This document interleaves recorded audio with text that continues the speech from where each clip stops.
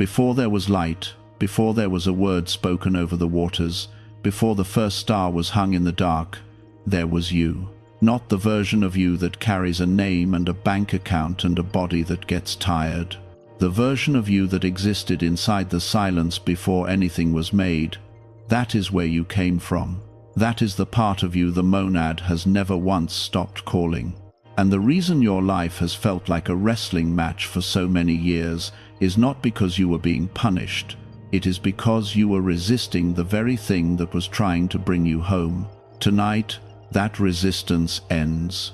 Not because you forced it to end, but because you are finally tired enough to stop fighting a hand that was never raised against you. Listen to me carefully. I have been here the whole time. Through every night you cried into your pillow so nobody would hear you.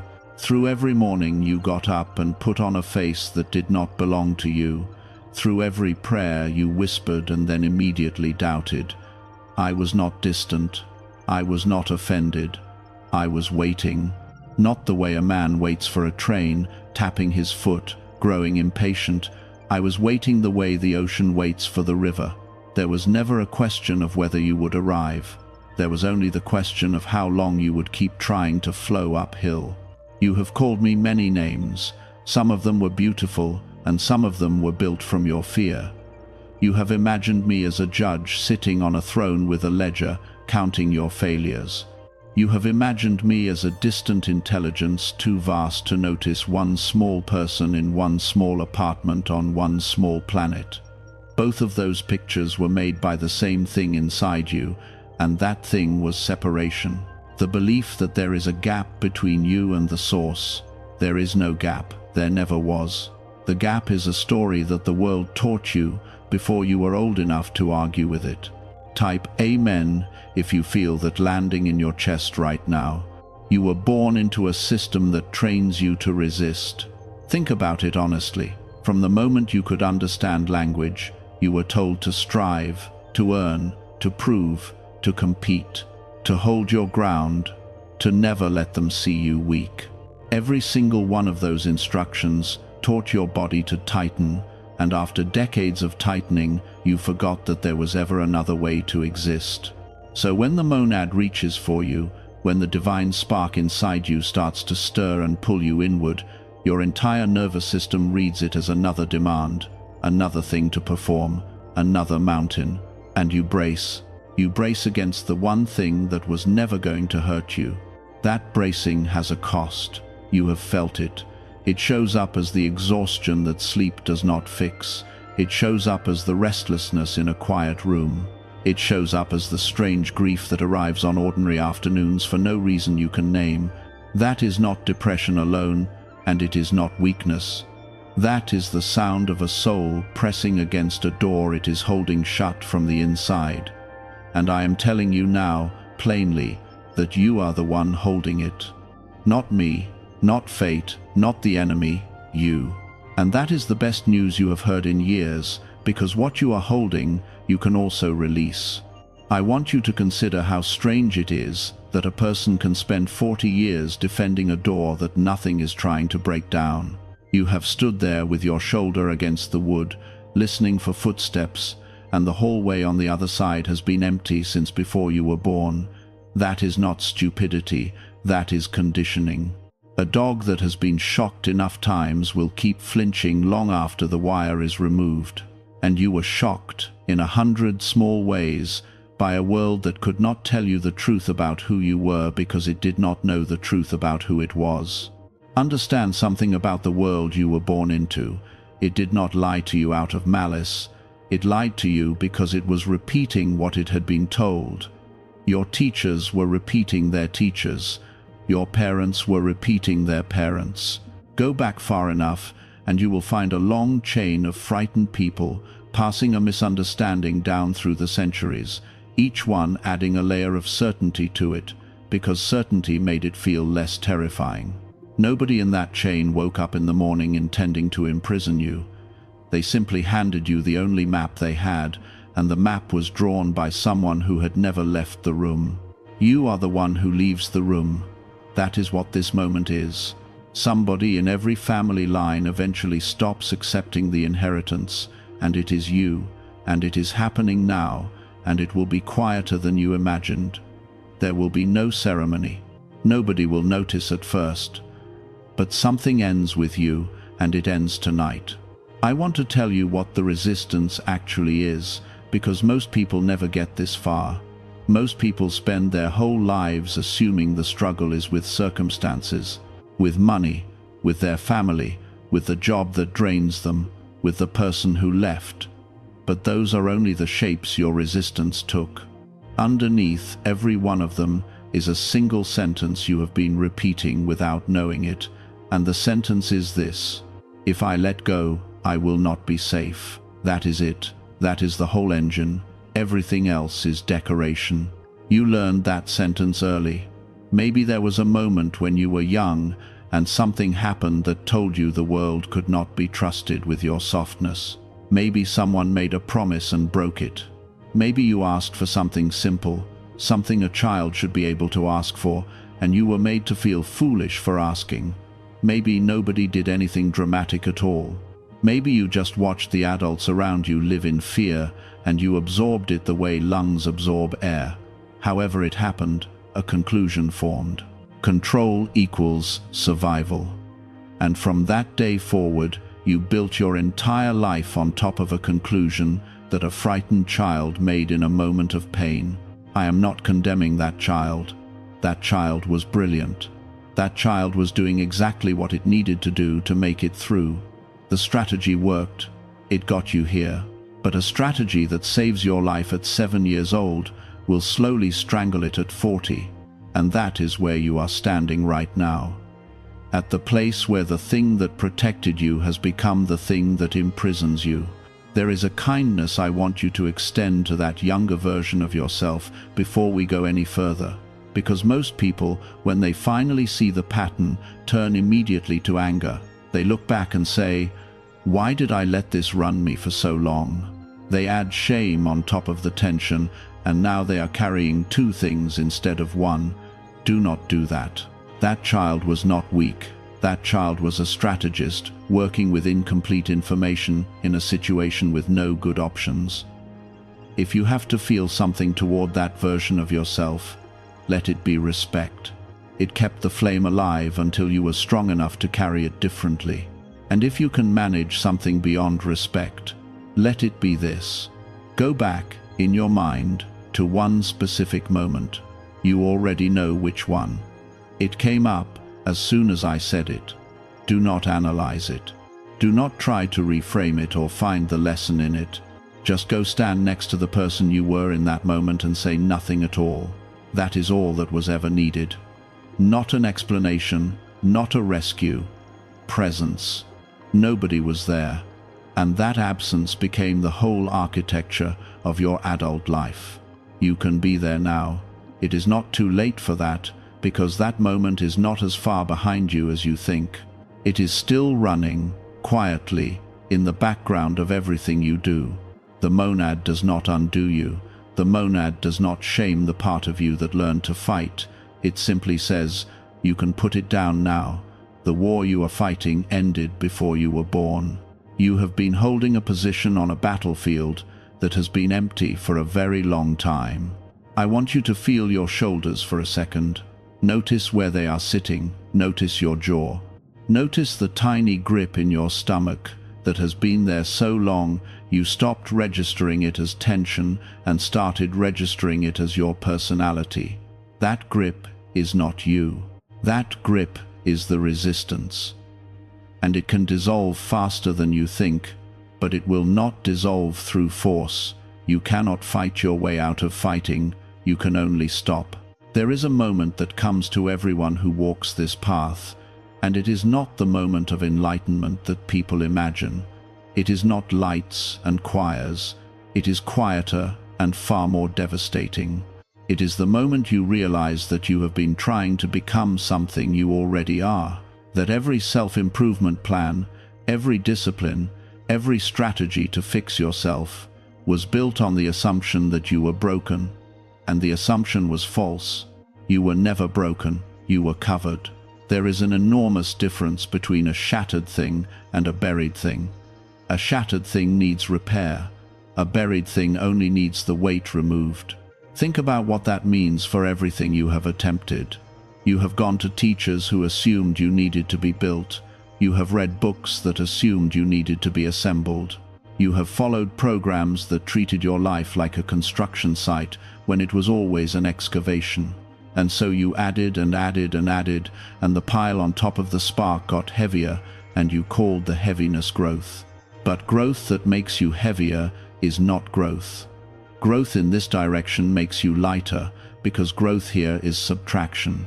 Type 1111 if you are ready for the weight to come off. Now, listen closely, because I want to speak to the fear underneath the fear. Part of you is afraid that if you stop resisting, you will lose your edge. You will become passive. You will get run over by a world that does not reward gentleness. I hear that. I have heard it from every soul that has stood where you are standing. So let me answer it directly. Surrender is not passivity. Surrender is the removal of friction. There is a version of you that moves through the world without the constant internal argument, and that version is not weaker. That version is faster, clearer, more decisive, and far harder to manipulate. The person who has stopped resisting cannot be bought with fear, because fear no longer has anything to grab. You have met people like this. You may not have known what you were looking at. There was a stillness in them that made you uncomfortable at first, because you could not find the handle. They did not need your approval. They were not rushing. And somehow things worked out for them in ways that made no sense to you. You told yourself they were lucky. They were not lucky. They were unclenched. And when a life is unclenched, things move through it that cannot move through a life that is squeezed shut. Think of your hand. When it is closed into a fist, it is strong in one narrow way and useless in every other way. It cannot receive. It cannot hold a face. It cannot carry water. It cannot be held by another hand. The fist is a specialization for one situation, and you have been living inside that specialization for decades. The monad is not asking you to become weak. It is asking you to open your hand so that something can finally be placed in it. There are things that have been waiting to reach you for years. I want you to sit with that, not things you have to go find. Things that have been circling, unable to land, because there was no open surface for them to land on. Some of them were people. Some of them were opportunities. Some of them were pieces of your own self that you exiled a long time ago and that have been standing outside the door of your awareness, knocking politely, never forcing their way in. They will not force. That is not how this works. Grace does not break in. Grace is invited. You may be asking why it has taken so long, why the years of struggle, if the answer was always this simple. And I will tell you the truth, even though it is not comfortable. It took this long because you were not yet finished believing in the struggle. You still had faith in the effort. You still believed, somewhere underneath, that if you just tried harder, gripped tighter, planned better, you could arrange the world into a shape that would finally let you rest. And I could not take that belief from you. I could only let you follow it until it ran out of road. That is what this exhaustion is. That is what this hollow feeling is. It is the end of the road. And the end of the road is not a tragedy. It is the doorway. I could have stopped you earlier. Understand that I chose not to. Not out of cruelty, but because a belief that is removed from the outside always grows back. A belief that dies from the inside, from being tested until it collapses under its own weight, never returns. You will never again fully trust the strategy of force because you took it to its limit and stood in the wreckage. That knowledge is permanent now. It is yours. Nobody can talk you back into it, and that is worth every year it cost. Some of you are hearing this while you are in a season that looks like failure. Something fell apart recently. A relationship, a business, a plan you had been building for years, and you have been reading that collapse as evidence that you are cursed or forgotten. Let me tell you what actually happened. Something you were gripping was removed from your hand. not to punish you, to free the hand. The thing you lost was often the exact thing that was keeping you attached to the old identity, and you cannot cross into the next version of yourself carrying the credentials of the last one. I know that is not comforting while the wound is fresh. I am not asking you to feel grateful for it yet. Gratitude that arrives too early is just denial wearing better clothes. What I am asking is something much smaller. Suspend the verdict. You have already declared what that collapse meant, and you declared it within about 4 days of it happening, from the worst emotional state you have been in for years. That is not a judgment, that is a reflex. Give it 18 months before you decide what it was. You have been wrong about the meaning of events before. You will be wrong about this one too, and the correction will be in your favor. Type 777 if you have lost something recently that you are only now beginning to understand. There is a teaching that has been passed down quietly for thousands of years, and it says that the spark inside you did not originate in this world. It says that the deepest part of you is not a product of your parents, your culture, your genes, or your circumstances. It says that something in you is unborn, and therefore cannot die, and therefore has nothing to defend.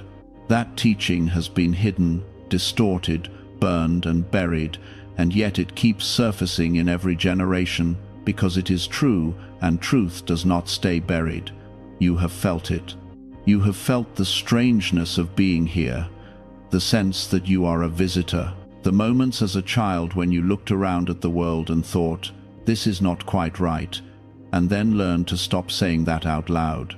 You were not wrong, you were early. I want to speak more about that feeling of being a visitor, because for many of you it has been the loneliest thing in your life. You watched other people move through the world with a kind of ease you could never manufacture. They seemed to accept the rules. They did not lie awake wondering why any of this exists. They were not undone by a sunset or a piece of music, or the sudden awareness in the middle of a grocery store that everyone around them is going to die and nobody is talking about it. You had those moments and you assumed they meant something was wrong with you. Nothing was wrong with you. Something was awake in you. And an awake thing inside a sleeping system will always feel like a malfunction. That is not a diagnosis. That is a location. You are not broken. You are simply positioned differently than the people around you, and the discomfort you felt was the discomfort of not being able to fully fall asleep in a room where everyone else has. And you tried, did you not? You tried to sleep. You attempted, at several points in your life, to want what everyone else wanted.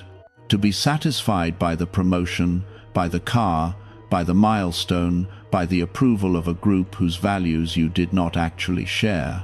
And each time you got the thing, there was a strange flatness afterward that you did not admit to anyone, because admitting it would have made you sound ungrateful. That flatness was not depression. That flatness was accuracy. Something in you refused to accept counterfeit currency, and you called it a personality flaw for 20 years. It is not a flaw, it is a fidelity. There is a part of you that will not be bought, and it has been quietly protecting you from a life that would have looked successful from the outside and felt like a slow suffocation from within. The reason resistance has such a grip on you is that the false self, the constructed personality you built to survive, knows that surrender is its ending, not your ending, its ending. And so it screams. It sends you thoughts that sound like wisdom but are actually fear wearing a suit. It says, be realistic. It says, you tried this before. It says, people like you do not get to have that. It says, do not embarrass yourself with hope. That voice is not your intuition. Your intuition does not mock you. Your intuition does not use sarcasm. Anything inside you that speaks with contempt is not your guide. It is your jailer, and it has been reading you your own words back to you for years. Learn the difference, and you will never be lost again. The true voice is calm, even when it is serious. It does not rush you. It does not threaten. It repeats itself patiently, without escalating. The false voice is urgent, loud, and always slightly panicked, because it is fighting for its own existence and it knows it is losing. There is another way to tell them apart, and it is even simpler.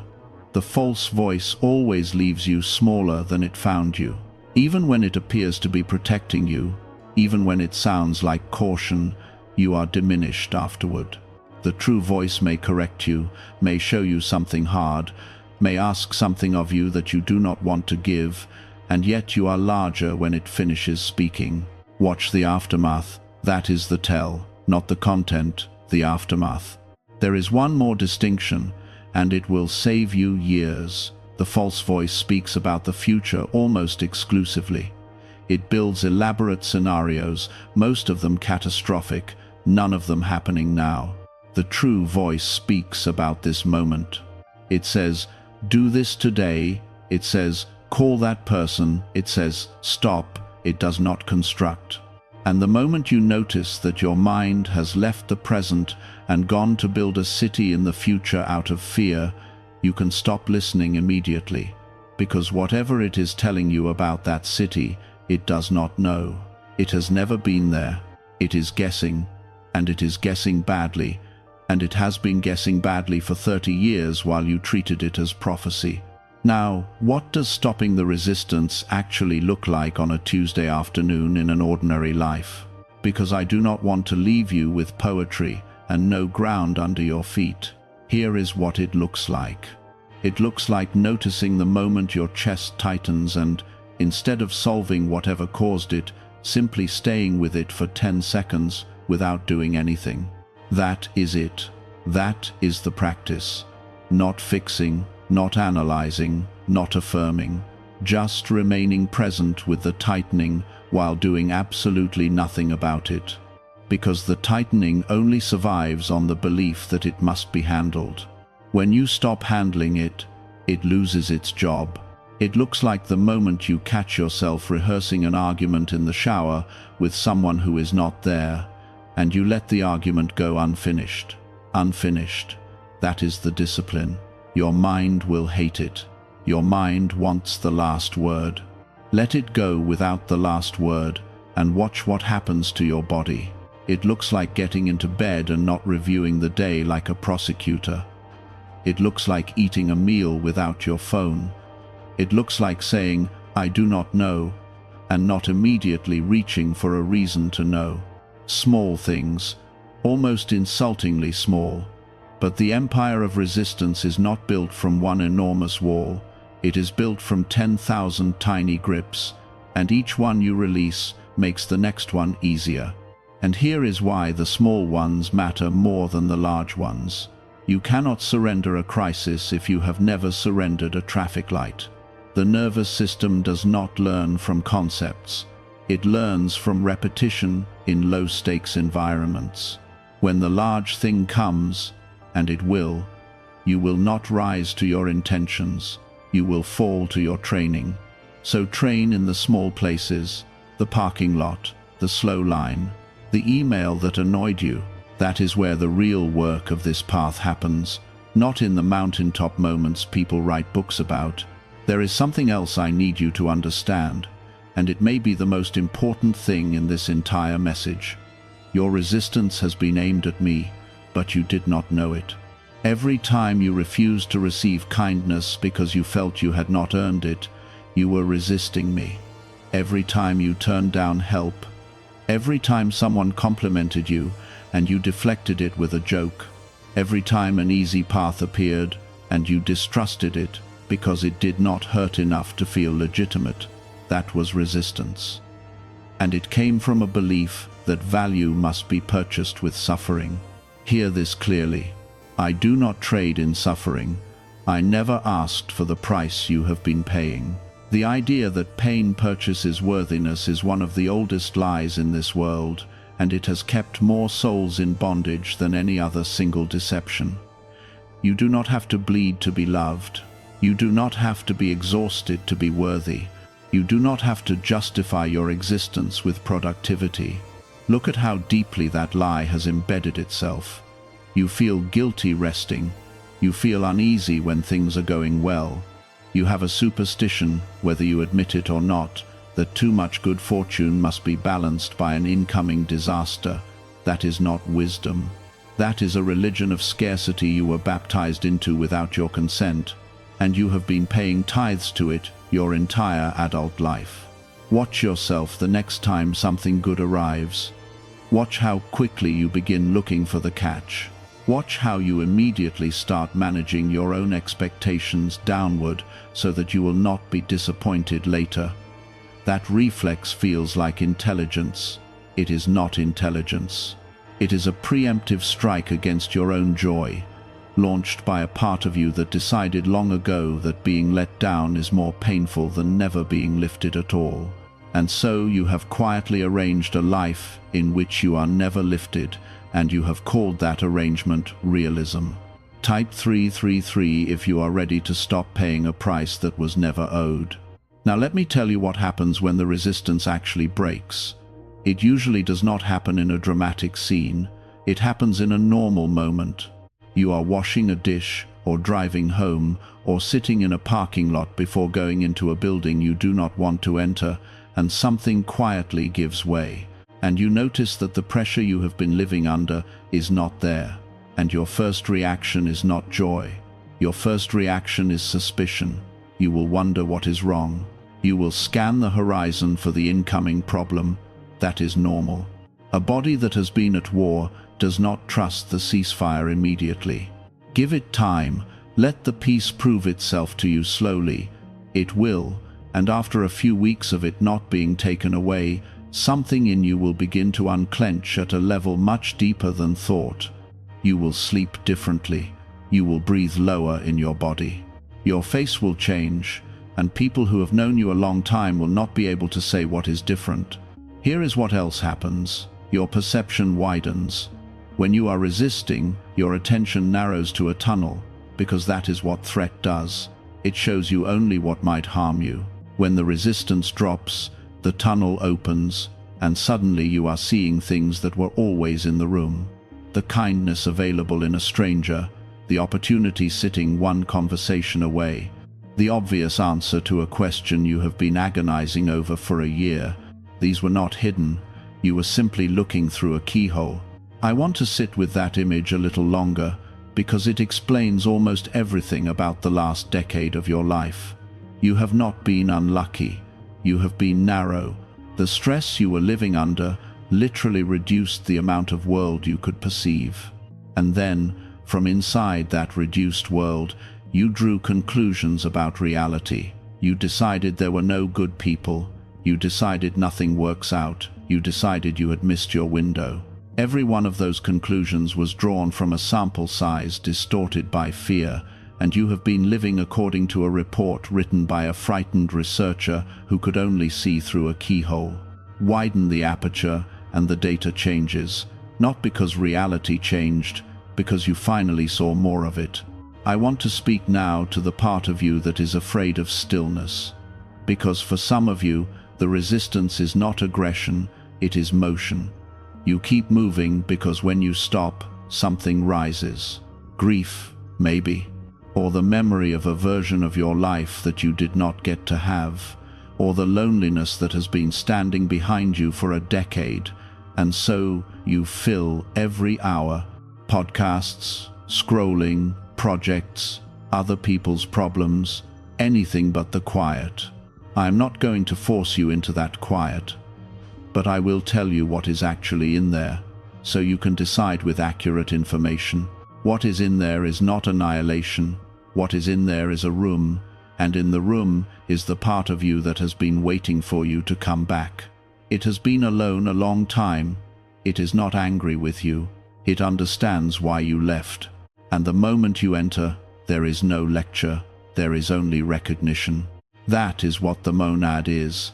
Not a force outside you demanding worship, the unbroken source from which your spark was never actually separated, and which experiences your return, the way a body experiences the return of feeling to a limb that fell asleep. Uncomfortable at first, then whole. Let me stay with that word, unbroken, because everything turns on it. The world you live in is made of division, day and night, self and other, success and failure, winning and losing. Everything here comes in pairs, and the mind that grew up here cannot imagine anything that does not have an opposite. So when you try to think about the source, your mind automatically places something across from it, a rival, a darkness, an accuser. And then you spend your spiritual life negotiating between two forces you have imagined. There is no rival, not at the level I am speaking from. There are lesser powers in this world. There are patterns that feed on your fear.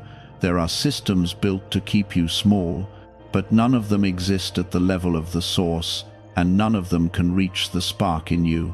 They can obscure it. They cannot touch it. That is why the resistance is fundamentally unnecessary. You are guarding something that cannot be stolen. Consider how much of your energy has gone into guarding it anyway. Consider the vigilance, the way you have monitored your own thoughts for contamination, the way you have worried that you were falling away, that you had lost something, that you needed to get back into some state you had drifted from. All of that was built on an assumption that the connection is fragile. It is not fragile. It is the only thing in your entire existence that is not fragile. Your health is fragile. Your reputation is fragile. Your plans are fragile. This one thing is not, and it is the one thing you have been treating as though it might shatter if you looked away. Look away. Go live your life. Forget about me for 3 weeks if you need to. When you turn around, I will be exactly where I was, and there will be no reproach in it, because there is no version of this in which you can wander far enough to matter. There will be days after this when the old pattern comes back. Do not panic when it does. Resistance is a habit, and habits have momentum. You will catch yourself gripping again, and the temptation will be to conclude that nothing has changed, that you were fooling yourself, that the peace was temporary. That conclusion is the false self trying to re-establish the border. Do not sign it. Simply notice and release and continue. Progress here is not a straight line. It is a spiral. You will pass the same landmarks again, but each time from a higher altitude, and each pass takes less from you. Type 222 if you commit to returning without judging yourself when you drift. I want you to consider something about the years you spent struggling. You have been treating them as wasted, and they were not. There is a knowledge that only comes from the fight. You know now, from the inside, what force cannot accomplish. You know the exact taste of striving without receiving. You know what it feels like to build something from willpower alone, and watch it fall the moment your willpower ran out. That knowledge cannot be given to anyone. It has to be earned in the body. And it is the reason you can hear this message today, while someone else who has not yet exhausted their strategy will read the same words and feel nothing. You were not late. You were being made able to hear. And there is a mercy hidden in that timing that you will not see for a while yet. If this had come to you at 25, you would have turned it into a technique. You would have added it to your collection of things you were doing to become impressive. It would have become another performance. It came to you now, in the ruins, precisely because the ruins are the only place where a message like this cannot be misused. You have nothing left to build a monument out of. That is not failure. That is qualification.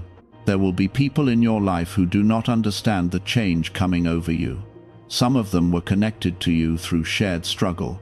That was the currency of the relationship. The complaints, the shared sense of siege, the mutual agreement that life is hard and people are disappointing. When you stop resisting, you can no longer trade in that currency, and some of those relationships will thin out on their own. It will not always be dramatic. Often, it is just fewer calls. Do not chase them. Do not explain yourself into exhaustion. Some connections are seasonal, and honoring the season is not betrayal. Others will come, people who move at your new frequency. You will meet them in ordinary places, and there will be an immediate ease, a recognition, a sense of having skipped the first 3 years of getting to know someone. That is not coincidence. Like calls to like. When you change your inner state, you change what can approach you. But I want to prepare you for something inside that transition, because it catches people off guard. There is often a gap, a stretch of months where the old people have drifted and the new people have not arrived yet. And in that gap you will be lonelier than you have been in years, and the false voice will use it. It will say, "Look what your peace cost you." It will say, "At least you had someone before." That gap is not a mistake in the design. It is the decompression chamber. You cannot walk directly from one pressure into another. Something in you has to equalize, and it happens best in solitude. Do not fill the gap out of panic. Do not go backward for company. Sit in it and let it finish its work. Now I want to address the practical fear, because I know it is sitting there. The bills, the health thing, the situation with the family that has no clean solution.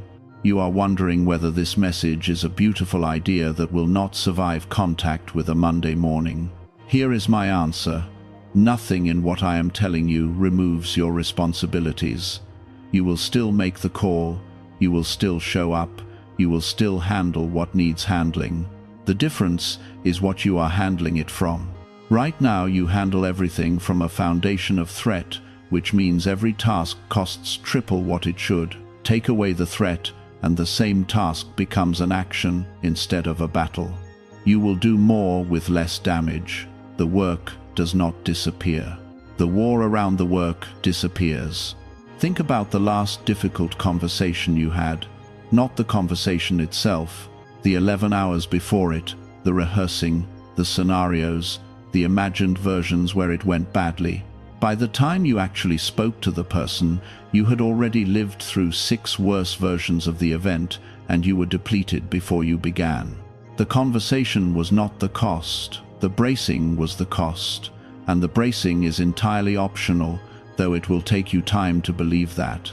And notice what almost always happens afterward. The conversation goes differently than any of the 6 versions you rehearsed. Not necessarily better, but different in ways you could not have anticipated, which means every hour of preparation was spent on a scenario that did not occur. You have done this thousands of times. You have spent, cumulatively, years of your life inside events that never happened. If you got those years back, what would you do with them? That is not a rhetorical question. You are getting some of them back starting tonight, and it would be worth deciding now what you intend to spend them on. And there is something more, something I want to say without dressing it up. When a person stops resisting, things begin to arrange themselves in ways that will not stand up to explanation. The person calls at the exact moment. The number works out with no obvious reason. The door that was locked for 2 years opens on a Tuesday when you were not even pushing on it. You will try to explain these things and you will fail, and eventually you will stop trying to explain them and simply say thank you. That is maturity in this path, not proof. Gratitude without proof. Type 1212 if you are ready to stop demanding proof before you trust. Let me speak to those of you carrying something specific tonight. Some of you are in a body that is not cooperating. Pain, illness, a diagnosis that reorganized your whole future in a single sentence. And this message about surrender may feel like an insult to what you are actually living. I want you to know that I see it exactly as it is. I am not asking you to pretend. I am not asking you to smile through it or call it a blessing before you are ready. Surrender does not mean approving of what happened. Surrender means stopping the second war, the one you are fighting inside yourself about the fact that it happened. The illness is one weight. The rage at the illness is another. I cannot always lift the first one. I can lift the second one tonight if you let me. And there is a particular cruelty you have been inflicting on yourself that I want to name, because you will not name it. You have been searching your own history for the cause. What did I eat? What did I ignore? What stress did I allow? What did I do to deserve this? You have been conducting an investigation with yourself as the only suspect, and you have been doing it during the exact period when you most needed your own kindness. Put the file down, not because the questions are worthless, but because you are not asking them to learn. You are asking them to assign blame, and the only person in the room to assign it to is you. Some of you are carrying a loss, someone who is not here anymore, and you have been holding on to grief because releasing it feels like releasing them. Hear me, grief is not the rope that connects you. Love is. You can put down the weight without putting down the person. They are not held in your suffering, they were never held there. I want to say more to you, the ones carrying a name in your chest. There is a fear underneath your grief that you may never have said out loud. The fear that if you stop hurting, you will start forgetting. That the pain is the last piece of proof that it mattered. So you keep the wound open on purpose, and you call it loyalty. It is not loyalty. It is a misunderstanding about where they are stored. They are not stored in the ache. They are stored in the way you laugh, which you learn partly from them, in the phrase you say without realizing whose phrase it was. If in the standard you hold yourself to because of something they once said in an ordinary moment that they have long forgotten and you never will, that is where they live. The ache is not the container. You can set it down and lose nothing. And if there was something unfinished between you, if the last conversation was wrong or there was no last conversation at all, I want you to know that the ledger you are keeping is not being kept anywhere else. Whatever you did not say has already been received, not because of some mechanism you need to understand, but because at the level where they are now, the misunderstanding you are still carrying does not exist. You are the only one still standing in that argument. You are arguing with someone who left the room a long time ago and forgave you on the way out. Some of you are carrying shame for something you did, something you have never said out loud to anyone, and you have built your whole spiritual life around trying to earn back a standing you believe you lost. There is no standing to earn back. The spark in you was never touched by what happened. It cannot be stained. It is not that kind of substance. What you did had consequences in the world, and you may still have work to do in the world, but the part of you that came from me is untouched, and that is not a technicality. It is the deepest fact of your existence. I know what you are doing with that. You are already looking for the exception. You are thinking, but mine was different. Mine was worse. He does not know what I did. I do know. I was there. I did not look away then, and I am not looking away now. And I am telling you that the thing you have been hiding from me has never once been hidden, and I have not moved. If I was going to withdraw from you, it would have happened in the moment, not decades later, when you finally worked up the courage to mention it. Type 555 if you needed to hear that. We are moving now toward what this actually opens for you, and I want you to receive it slowly, because the mind will want to grab it and turn it into a plan. Do not grab it, just hear it. You are going to become someone who is difficult to destabilize, not because you become cold, but because your center stops depending on outcomes. When you no longer need life to go a particular way in order to be all right, you have taken back the only thing that was ever really yours. And the strange result is that life will often start going the way you want it anyway, precisely because you stopped strangling it. You are going to become discerning in a way you have not been. Right now you say yes to things out of guilt and no to things out of fear. Both of those are the resistance making your decisions for you. When it drops, your yes becomes clean and your no becomes kind. You will disappoint some people, you will survive that, so will they. You are going to become useful in a way that costs you nothing. This is one of the great secrets. Everyone who is exhausted from giving is not actually giving. They are paying. They are buying safety, approval, or identity with their service, and the transaction bankrupts them. When the resistance drops, giving stops being a transaction and becomes an overflow. You will help more people and feel less drained. That is not a paradox. That is what a river does versus what a bucket does. You are going to find that time changes, not literally, but in your experience of it. The frantic sense that you are behind, that you should have done more by now, that the window is closing, that is a symptom of resistance, not a description of reality. There is no cosmic schedule you are failing. What is yours cannot be given to someone else and cannot arrive early or late. And you are going to notice something happening to your memory. This surprises people. The past will begin to reorganize itself, not the facts, the meaning. Events you have carried as evidence of your failure will quietly reveal themselves as pivots.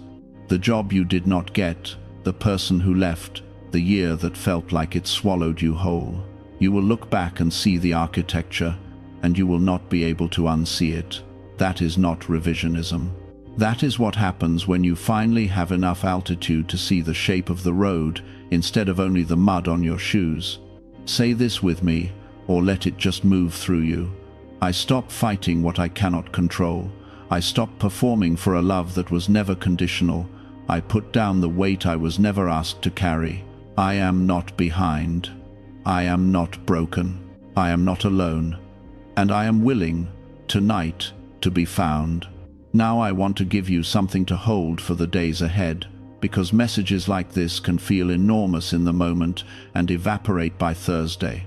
Every morning, before you look at a screen, take 60 seconds and do nothing but notice where you are gripping in your body. Do not fix it, just find it. That is the whole exercise. Awareness alone begins to dissolve it. Every time you catch yourself in the middle of an internal argument, ask one question: what am I defending? Not who am I angry at? What am I defending? The answer will almost always be the same thing, over and over, and when you see the pattern clearly, you will stop feeding it. Every night, name one thing that arrived without you forcing it. One. It can be tiny, a parking spot, a sentence someone said that you needed. This trains your perception to see the flow that was always there, and perception is the whole game. And when the resistance comes back hard, and it will, do not fight the resistance. That is the trap. Fighting the resistance is more resistance. Instead say, there you are, I see you, you can stay. And watch how quickly something that is permitted loses its power. There is one more practice, and it is the hardest of them, so I have saved it. Once a week, do something enjoyable that produces nothing. Not restorative, not strategic, not something you can justify to anyone as an investment in your future performance. Something that has no output at all. You will find this almost impossible at first. You will feel the guilt rise within 4 minutes. Stay anyway, because that guilt is the last guard at the gate, and it is guarding the belief that your existence must be paid for. Sit in the uselessness until the guilt gets bored and leaves. That is when you will begin to believe in your body and not just your mind, that you were never a debt. I want to return now to something I said earlier, because it deserves a longer look. I told you the false self screams when surrender approaches. I want you to understand who that self actually is, so you can stop treating it as an enemy. It is not a demon, it is not possession, it is a suit of armor that a child welded together out of whatever was lying around. Some of it came from a parent's disapproval, some of it came from a teacher's offhand comment. Some of it came from a moment on a playground that nobody else remembers. Piece by piece, you assembled something that could take a hit. And it worked. And then you wore it for so long that you began to answer to its name. Armor is not evil. Armor is heavy. That is all. The problem was never that it existed.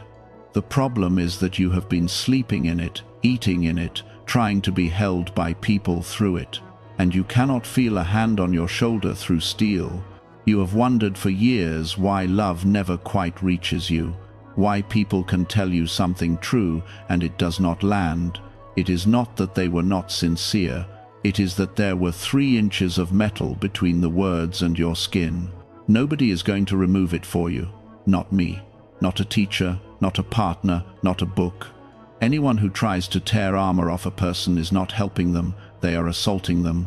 It comes off from the inside, one buckle at a time, and only when the person underneath decides they would rather be touched than protected. That is the decision in front of you tonight. Not a doctrine, not a belief, a decision about which risk you prefer. The risk of being hurt, or the risk of never being reached. I know which one you have chosen for the last 30 years. I am asking whether you would like to choose differently now. Let me tell you what I see when I look at you, since you have spent so long imagining what I see. I do not see a list of your failures. I do not keep that list. The ledger you have imagined me holding is one you wrote yourself and then attributed to me, which is what people always do with shame. They cannot bear to hold it alone, so they hand it to the sky and say, "This is what heaven thinks of me." Heaven has never thought that. What I see is a spark that has been operating in extraordinarily difficult conditions and has not gone out. Do you understand what that means? You are placed in a world designed to distract you, in a body that requires constant maintenance, among people who were themselves confused, with no clear memory of where you came from, and you still, somewhere in the middle of a Wednesday, felt the pull. You still looked up. You still, after everything, went searching. That is not a failure. That is not mediocrity. That is a flame in a wind tunnel. There are souls who came here with far easier assignments. Understand this without bitterness, because it is not a competition. But some of you took harder ground on purpose. You went into families that were broken. You went into places where nobody would help you. And you did it because a spark that survives that has a particular quality afterward that cannot be produced any other way. You did not get a hard life because you were less loved. There is an argument to be made that it was the opposite, though I know how that lands when you are still in it. Type Amen if something in you knows that already. I want to talk now about the season that comes after the surrender, because almost nobody prepares people for it, and it is where many turn back. When the resistance drops, there is often a stretch of emptiness. Not pain, emptiness. And it can be more disorienting than the struggle was. Because the struggle, however awful, gave you an identity. You were the one fighting. You were the one enduring. People knew you by your endurance. And when that stops, there is a period where you do not know who you are without the war. You will feel unmoored. You may feel bored, and then guilty for being bored when you finally have the peace you asked for. You may even feel a strange homesickness for the chaos, and catch yourself creating a small crisis just to feel the familiar chemistry again. Do not be alarmed by that. It does not mean you failed. It means the old system is looking for its fuel and finding the tank empty. Stay in the emptiness. It is not emptiness, it is space, and it is being prepared. A new identity does not get installed on top of the old one. There has to be a clearing first. That clearing feels like nothing. It is not nothing. It is the most fertile condition you will ever be in, and everything meaningful that comes to you in the next decade will be planted in it.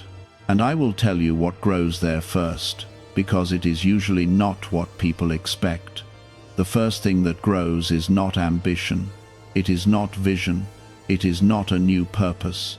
The first thing that grows is a capacity for ordinary happiness. You will find yourself enjoying a cup of coffee, not as a metaphor, actually enjoying it with your whole attention for the first time in years. And you will think, this cannot be it. This is too small. It is not too small. It is the foundation.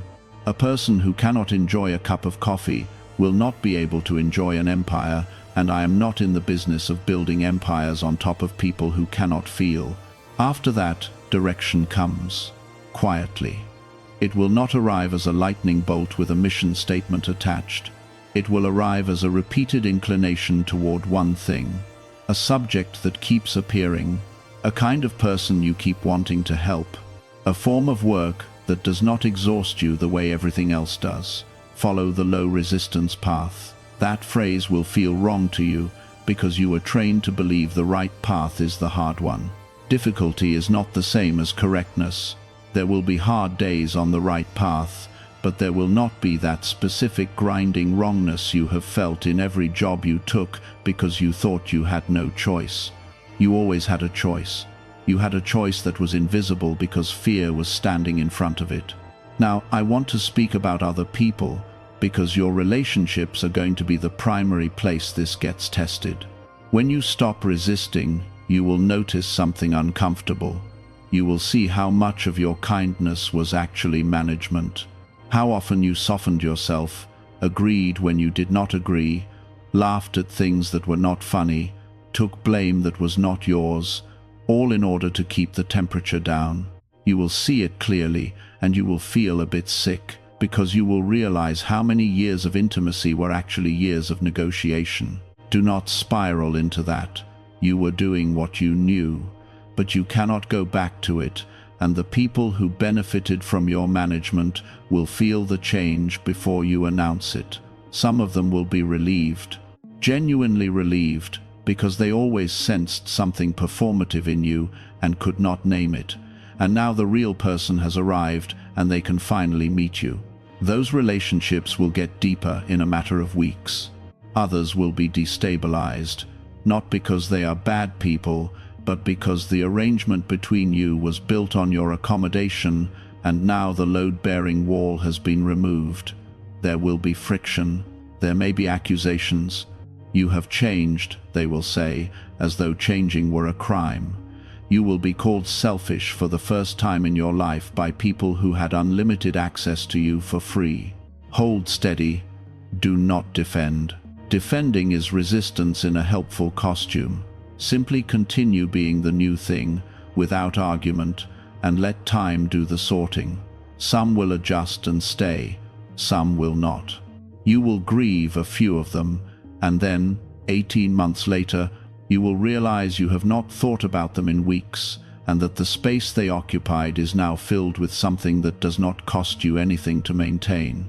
Type 777 if you are ready to stop managing people and start meeting them. There is a specific relationship I want to address, and it is the one with your parents or with whoever raised you. For many of you, the deepest layer of resistance is a very old refusal to accept something about them. Maybe they never apologized. Maybe they died before the conversation could happen. Maybe they are still alive and still incapable, and every holiday reopens the same wound. I am not going to tell you to forgive them tonight. Forgiveness that is demanded is not forgiveness, it is compliance. But I will point at what the resistance actually is in that situation, because most people have it aimed at the wrong target. You are not resisting them, you are resisting the fact that it happened at all. Somewhere in you there is still a case being made to an invisible court that this should not have been your childhood. And that case has been running, unbroken, for decades, at enormous cost, and it has never once been heard because there is no court and there never was. Dropping the case does not mean saying it was acceptable.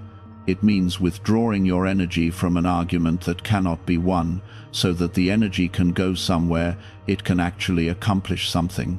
You are not conceding the point. You are leaving the courtroom. The point remains true. You just stop paying the lawyer. And here is what most people find when they do it. The anger they were afraid to release turns out to have been sitting on top of grief, and the grief is what they were actually avoiding. The anger was easier. Anger has energy in it. Grief just has weight. But grief moves through and finishes, while anger stays and calcifies. Let it become grief. Grieve the childhood you did not get. Grieve the parent who did not exist. Grieve honestly and completely, and then, one day, without deciding to, you will be finished. And something in your chest that has been clenched since you were 9 will simply not be clenched anymore. I want to give you a picture that may help. Imagine a man who has been rowing upstream for 30 years. He is strong, he has built enormous shoulders, his whole identity is rowing. He has been telling himself that the destination is upstream, and if he ever stops rowing, he will lose everything he has gained. Now imagine someone tells him that the destination is downstream, that it always was, that the current he has been fighting his entire life was not an obstacle, it was the transport, and the only thing standing between him and everything he wanted was the oars in his hands. What do you think his first reaction is? Gratitude? No, his first reaction is rage. Because if that is true, then 30 years were spent going the wrong direction, and the pain of admitting that is greater than the pain of continuing. That is why people do not surrender, not because it is difficult, because it is a confession, and the ego would genuinely rather suffer forever than admit it was wrong about something this large. I am asking you to make the confession anyway. Not to me, I do not need it. To yourself. Say it plainly. I have been going the wrong direction, and then feel what happens in your body.